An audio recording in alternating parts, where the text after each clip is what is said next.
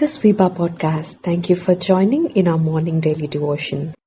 Welcome to FIBA Podcast Morning Devotions. Today's topic, dealing with bitterness.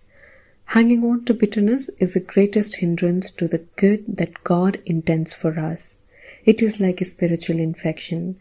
Just as infection has to be removed from a wound before it can heal, so bitterness has to be rooted out before emotional healing can take place.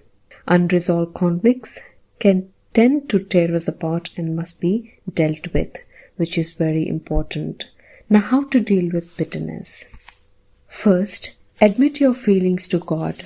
Don't pretend you don't feel that way if you do. Many do not acknowledge to themselves, let alone to God, that they are angry and resentful, because it is unspiritual to feel that way. But we must face the facts. Unacknowledged emotions can harm us. We need honestly to admit to ourselves and to God how we feel. Whether we later go on to express our feelings to the one involved when our own heart is right about it and our attitude forgiving. In our choices, which should be made on the basis of whether it will further or hinder God's purpose. Second, forgiveness for your wrong attitude of anger and resentment.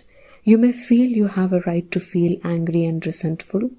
That person was wrong. Perhaps so, but their wrongdoing to you is there, and God will deal with them over it in His time. Your problem is anger and resentment. When you're angry and resentful or bitter towards someone, you are the one who is hurt most. The person to whom these feelings are directed may not even know or care, but you are being eaten up inside. As you give these feelings to God, who was willing to forgive those who tortured and crucified His own Son, He will forgive you and set you free from the inner turmoil of that anger and resentment.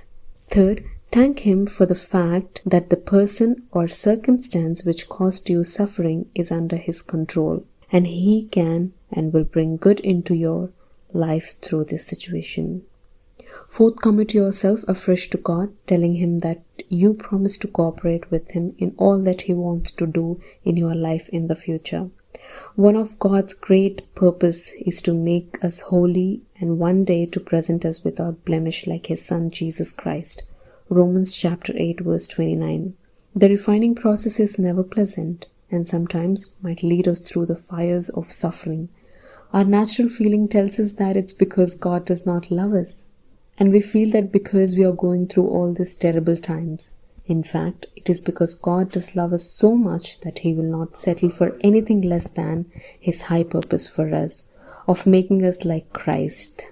If we will allow Him to burn away the dross of bitterness and resentment, then God's highest purpose for us can be achieved.